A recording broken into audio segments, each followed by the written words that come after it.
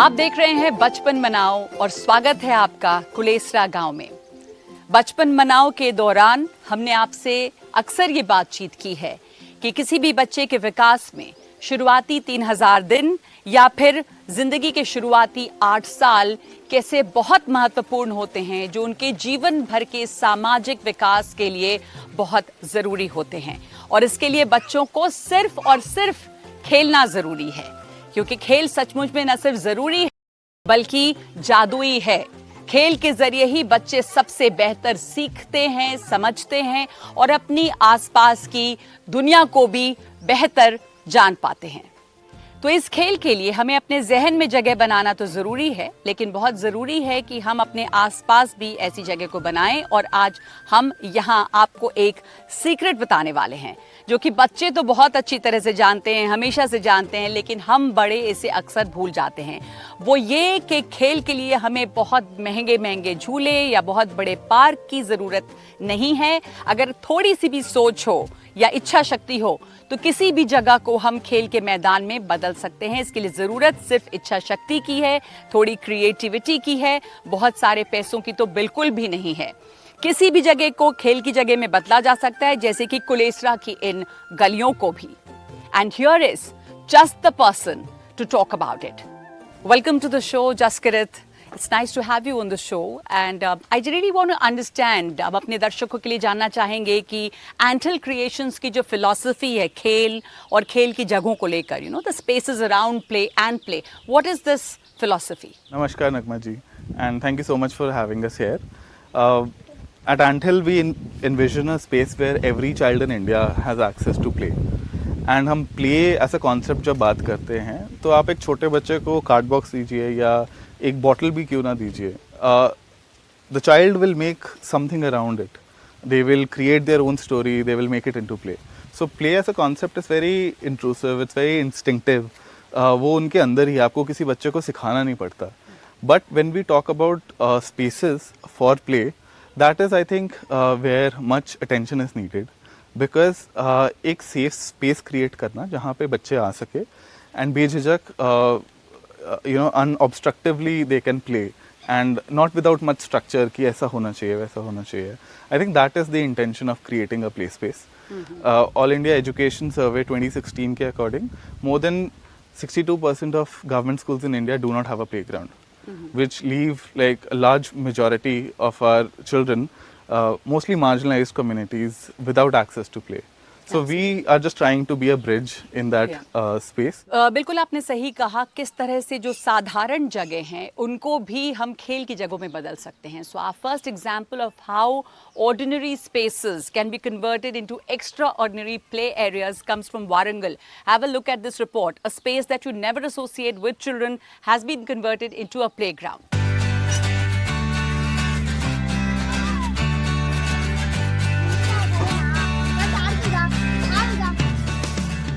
यह वारंगल का Christian colony community garden है, एक ऐसी जगह जो सुगम और समावेशी है, जहां इस बस्ती के छोटे बच्चों के लिए उम्र के अनुसार कई खेल सुविधाएं हैं जो उनके बाहर बिताए समय को और बेहतर बनाती हैं।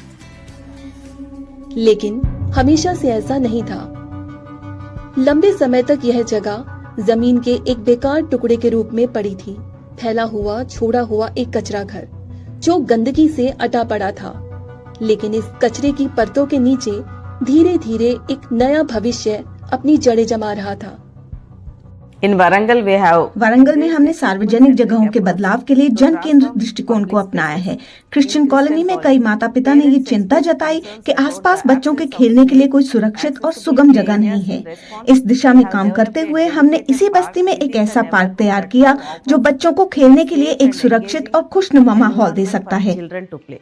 नर्चरिंग नेबरहुड्स चैलेंज के तहत, जिसे आवास और शहरी कार्य मंत्रालय और स्मार्ट सिटीज मिशन द्वारा वैन लियर फाउंडेशन के सहयोग से चलाया जा रहा है और जिसमें WRI इंडिया का तकनीकी सहयोग भी शामिल है।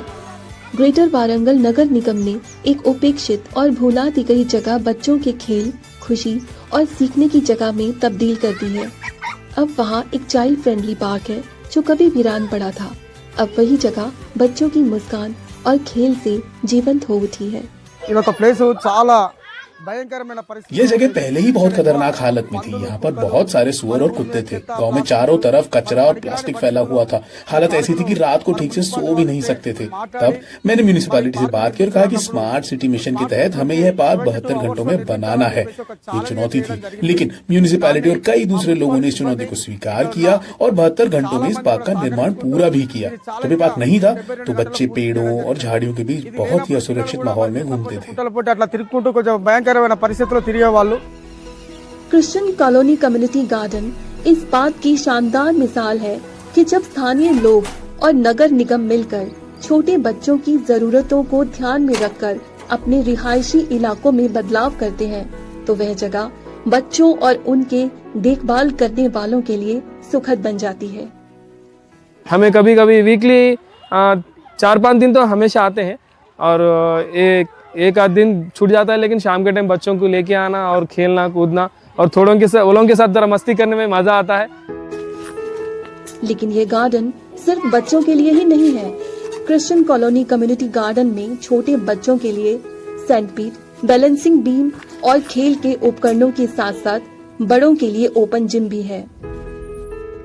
इस गार्डन की सफलता ने मेयर और नगर आयुक्त को यह विश्वास दिलाया है कि वारंगल की झुग्गी बस्तियों में ऐसे और पार्क विकसित किए जाने चाहिए। अगर मुझे अपने माता पिता के साथ किसी पार्क में जाना हो तो यह पार्क ही मेरी पहली पसंद होता है। यह हर उम्र के लोगों के लिए एक बेहतरीन जगह है। एक ऐसी दुनिया में जहां शहर ऊंचे होते जा रहे हैं और जिंदगी और तेज रफ्तार वाली होती जा रही है, वहीं चाइल्ड फ्रेंडली जगहों को बनाने का सपना इस विश्वास में गहराई से जुड़ा है कि हर बच्चे को सपने देखने, बढ़ने और फलने फूलने का अधिकार है। यह सब खेल के जरिए संभव होता है। इस पार्क की सफलता एक मिसाल है कि जब सोच, संकल्प और सामूहिक प्रयास एक साथ आते हैं तो हमारे सबसे छोटे नागरिकों के लिए भी खुशहाल और सुरक्षित स्थान बनाए जा सकते हैं।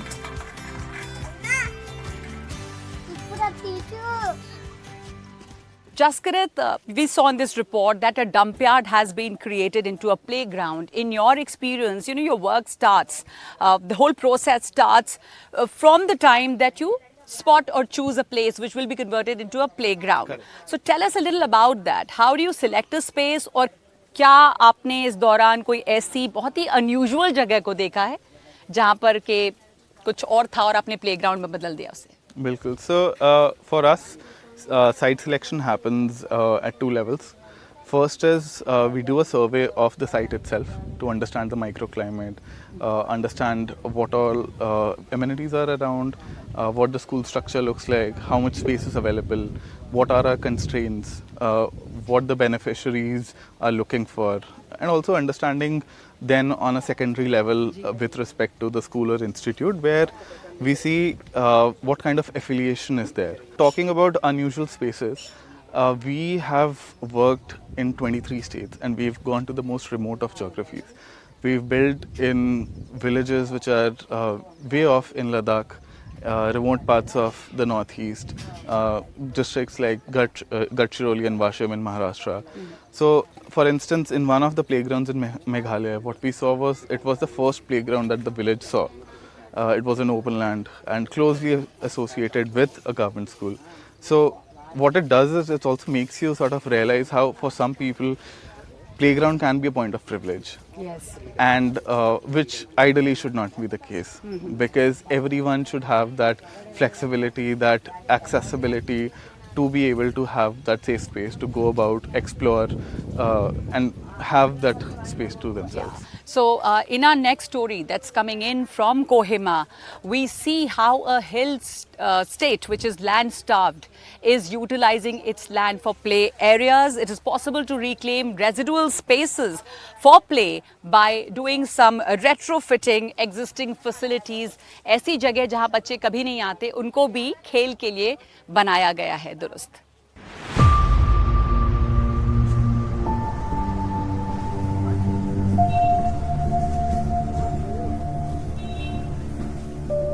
हम में से कितने लोग बचपन में डॉक्टर के क्लिनिक जाना याद करते हैं, जहां सुइयों का डर, दवाओं और स्पिरिट की गंध और नीरस सफेद गलियारों का सन्नाटा हमें सहमा देता था।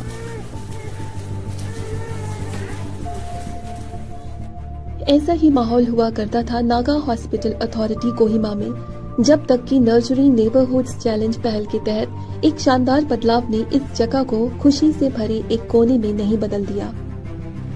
कभी कम इस्तेमाल होने वाला अस्पताल का यह आंगन अब Kohima smart cities development limited की कोशिशों से पूरी तरह बदल गया है। अब ये सिर्फ आने जाने का रास्ता नहीं, बल्कि बच्चों के लिए एक रंग बिरंगा, सुरक्षित और खुशहाल प्ले एरिया बन चुका है, जिससे उनका अस्पताल का अनुभव कहीं ज्यादा सहज और सुखद हो गया है। This was an open space. यह जो जगह है ये पूरी तरह से बेकार पड़ी है। यहाँ लोग कूड़ा फेंकते थे, गंदगी फैलाते थे। ड्रेनेज सिस्टम भी खुला हुआ था, जो अस्पताल के लिहाज से बहुत ही अस्वस्थ था। अब ये आंगन न सिर्फ बच्चों के वार्ड के पास खुली जगह मुहैया कराता है, बल्कि उनके तनाव को भी काफी हद तक कम करता है। जब बच्चे अस्पताल आते हैं तो उनके मन में बस इंजेक्शन और दवाइयों का ही ख्याल आता है और वे डॉक्टरों और नर्सों से बहुत डरते हैं। इसलिए जब वो यहाँ आते हैं तो उदास चेहरे के साथ आते हैं और हमसे बहुत डरते हैं। लेकिन जैसे ही वे खेल के मैदान में आते हैं तो वे मिलनसार हो जाते हैं, उनका डर कम हो जाता है और हमारे साथ वो ज्यादा सहज भी हो जाते हैं। इससे उनके उपचार में भी मदद मिलती है। कोहिमा के पहाड़ी इलाके में सार्वजनिक जगहों की उपलब्धता कम है। ऐसे में अस्पताल में ही इस तरह की जगह का बनना और बच्चों के लिए सुलभ होना बहुत मायने रखता है। यही वजह है कि अब तो आस पड़ोस के बच्चे भी रविवार को यहाँ खेलने आते हैं। यहाँ पर शाम भी नहीं है ना, बहुत अच्छा जगह है, इसलिए वो बहुत खुशी खुशी यहाँ पर बहुत मज़ा से खेल रहा है। ये प्ले एरिया हमें एक संदेश देता है कि उपचार के बीच भी खेल, आनंद और बचपन की बेफिक्र मुस्कान के लिए हमेशा एक कोना बचा रहता है।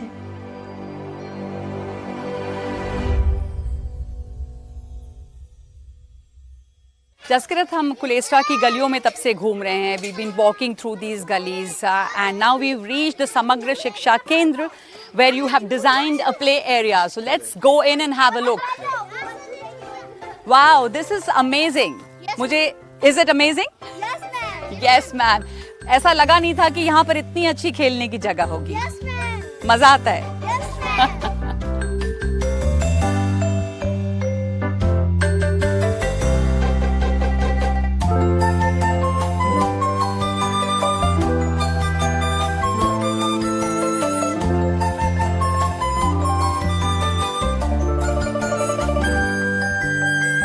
तो देखिए कितना कुछ मुमकिन है इतनी छोटी सी जगह में और कितने सीमित साधन में।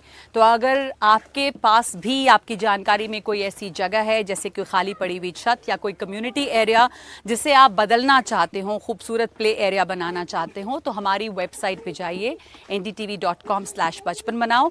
वहाँ पर हमने एक ऑर्गेनाइजेशंस की लिस्ट डाली है जो आपकी मदद कर सकते हैं ये बताने में कि कैसे इन जगहों को आप बदल सकते हैं, बेहतर बना सकते हैं। और साथ ही अगर आप अपनी फ़ोटो या अपनी स्टोरी हमारे साथ साझा करना चाहते हैं उन बदली हुई जगहों की, तो फिर हमारे सोशल मीडिया पर उन्हें भेजिए बचपन मनाओ, #बचपन मनाओ और टैग कीजिए NDTV।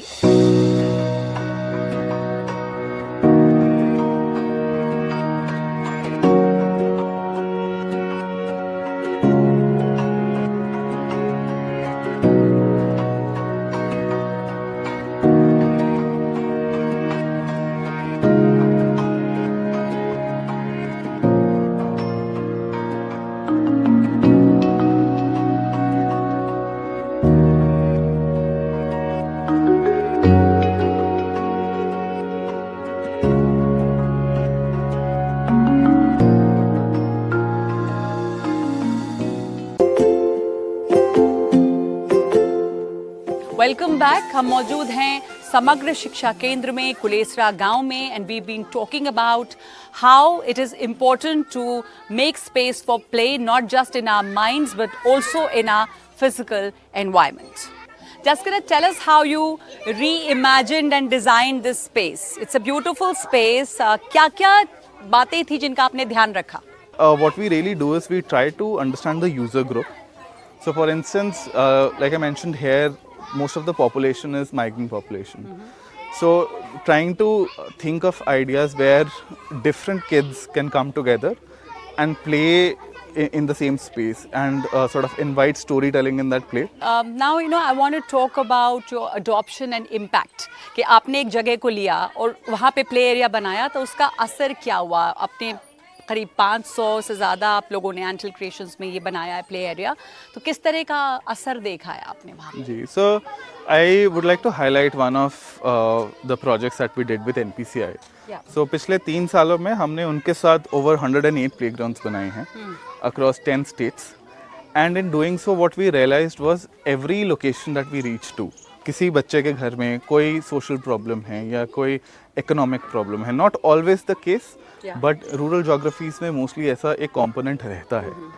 सो उनके लिए school mid day meal is yes one thing that brings them to the school, but more than just a transaction with the school, we wanted really for them to adopt the idea of school, them going to for that education in their minds. Correct. So now what we see is कि वो अगर suppose 7 बजे school खुल रहा है वो 6 बजे आएंगे, 3 बजे बंद हो रहा है वो 4-5 बजे तक स्कूल में रुके रहेंगे.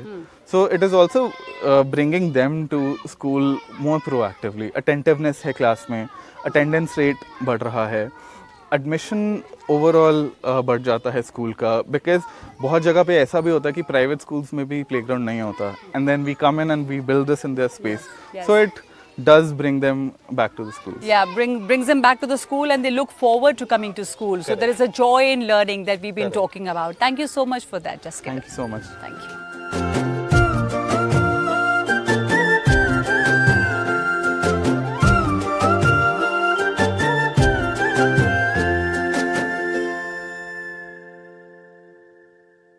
So we've just heard from Jaskirat how any space at all can become a playground.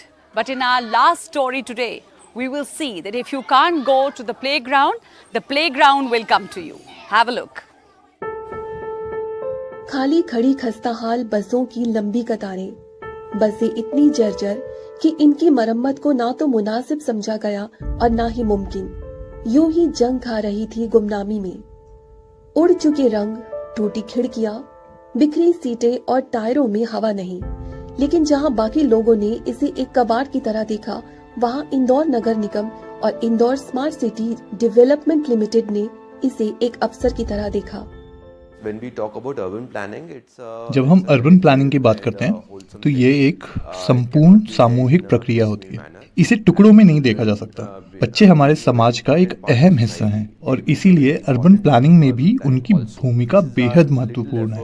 Indore में जिज्ञासा रथ के जरिए यह हमारी एक छोटी सी कोशिश है कि बच्चों की जरूरतों को अर्बन प्लानिंग में जगह दी जाए. जिज्ञासा रथ का कॉन्सेप्ट इस प्रकार से है कि हमारी जो पुरानी बसेस हैं जो खराब हो गई हैं उनको हम लोग रेनोवेट कर सकें, रीमॉडल कर सकें और they could serve as a good मतलब मूवेबल इस प्रकार के रथ बना सकें. और इस तरह जिज्ञासा रथ प्रोजेक्ट की शुरुआत हुई एक बेहद सरल लेकिन प्रभावशाली विचार के साथ. इन बेकार हो चुकी गाड़ियों को लिया गया और उन्हें बच्चों के लिए एक रंग बिरंगा, मनोरंजक और शिक्षाप्रद स्थान बनाने के रूप में नए सिरे से गढ़ा गया, जहां वे खेलते खेलते सीख सकें. बदलाव वाकई चौंकाने वाला है. ये कभी धूल भरी फटी सीटों की बेतरतीब कतारें थी और अब वहाँ है एक शांत रीडिंग नुक्कड़ और सेंसरी प्ले एरिया. इसका बाहरी हिस्सा कभी बेरंग और टूटा हुआ था कि जैसे इसकी मरम्मत कभी नहीं हो सकती, लेकिन अब वहाँ है चटक रंग और कल्पनाशील भित्ति चित्र जो जिज्ञासा रथ को अपने आप में एक कलाकृति बना देते हैं. इसका असर अब साफ नजर आने लगा है. नर्चरिंग नेबरहुड्स चैलेंज के तहत बदला गया जिज्ञासा रथ अब इंदौर के अलग अलग इलाकों में सोची समझी रणनीति के तहत लगाया जा रहा है. यह उन बच्चों के लिए एक उत्साहजनक खेल का माहौल देता है जिनके पास खेलने के ज्यादा साधन नहीं होते. ये सिर्फ खेल के मैदान नहीं है बल्कि चलते फिरते लर्निंग सेंटर्स हैं जो बच्चों में रचनात्मकता और शारीरिक गतिविधि को बढ़ावा देते हैं. हमारा मानना है कि सीखना सिर्फ किताबों से नहीं बल्कि खेल के जरिए और रोजमर्रा की गतिविधियों से भी होता है. सरकार के पास पहले से ही आंगनवाड़ी और स्वास्थ्य केंद्र जैसे कई ढांचे हैं जो इस दिशा में काम कर रहे हैं, लेकिन उनकी पहुंच बहुत सीमित है। जिज्ञासा रथ एक मोबाइल माध्यम है जिसे हम जरूरत के हिसाब से कहीं भी ले जा सकते हैं, वहां तक भी जहां इसकी सबसे ज्यादा जरूरत है। जिन इलाकों में जिज्ञासा रथ पहुंचता है उनका चुनाव कई महत्वपूर्ण मानकों के आधार पर किया जाता है, जैसे उस इलाके की नजदीकी आंगनवाड़ी से दूरी, वहां बच्चों की संख्या, खेल के माध्यम से उन्हें रचनात्मक सीखने के अवसर देने की जरूरत और उनके माता पिता की सामाजिक आर्थिक पृष्ठभूमि। जैसे मैंने कहा कि ऐसी जगहों पे जहाँ पे दूसरा और कोई स्पेस नहीं निकल सकता, तो हमारे फोकस एरियाज वही रहते हैं, उन्हीं एरियाज को फोकस करते हैं। और ख़ास तौर से मतलब जो एरिया जहाँ पे गार्डन नहीं हो पाते, कोई पब्लिक स्पेस नहीं निकल पाती, उद्देश्य बस यही रहता है कि ऐसे एरियाज में टारगेट करना जहाँ पे दूसरी कोई स्पेस निकलना मुश्किल है। जिज्ञासा रथ की इस रंग बिरंगी दुनिया के अंदर बच्चे कहानी सुनते हैं, खेलते हैं, ब्लॉक से कुछ नया बनाते हैं। जब खेल उनके दरवाजे तक पहुंचता है तो मकसद ये होता है कि हर बच्चे को खेल की भाषा के जरिए सीखने के समान अवसर मिले। हम यहाँ देवास से इंदौर घूमने आए थे और हम पार्क में आए थे और हमें ये बस दिखी, तो मैं और मेरे कज़िन इस बस में गए और हमें इसमें बहुत ज़्यादा एक्टिविटीज़ करने को मिली और मुझे तो सबसे अच्छा ड्राइंग लगा। और इसे सबसे अच्छा आपको बताओ, आप कौन सा अच्छा लगा आपको? जिज्ञासा रथ, जिसकी और भी कई इकाइयां इंदौर में योजना के अंतर्गत तैयार की जा रही हैं, इस बात का बेहतरीन उदाहरण है कि कोई शहर कैसे रचनात्मकता के जरिए उन चीजों को भी मूल्यवान सामुदायिक संसाधन में बदल सकता है जिन्हें बाकी लोग बस बेकार समझकर यूं ही छोड़ देते हैं। यह सतत शहरी विकास, कल्पनाशीलता की ताकत और सबसे अहम खेल की शक्ति का सजीव प्रमाण है। बच्चों के लिए सुरक्षित खेलने की जगह लग्जरी नहीं है, ये एक ज़रूरत है। बच्चे तो कहीं भी खेल सकते हैं, चाहे वो किसी कमरे का छोटा सा कोना हो या फिर कोई बहुत बड़ा सा मैदान हो या भीड़ भाड़ वाली सड़क हो या फिर टेबल के नीचे ही हो। बच्चे कहीं भी खेल सकते हैं, लेकिन ये हमारी जिम्मेदारी है कि हम उन्हें इन सुरक्षित जगहों को मुहैया कराएं ताकि वो खेल सकें, खुलकर सोच सकें और बच्चे बने रह सकें। अगर आप कोई अभिभावक हैं, शिक्षक हैं या किसी म्यूनिसिपल बॉडी से जुड़े हैं या फिर एनजीओ के सदस्य हैं और आप खेल को बढ़ावा देना चाहते हैं तो लॉग इन कीजिए हमारी वेबसाइट पर ndtv.com/बचपन मनाओ पर, ताकि आप और जानकारी पा सकें।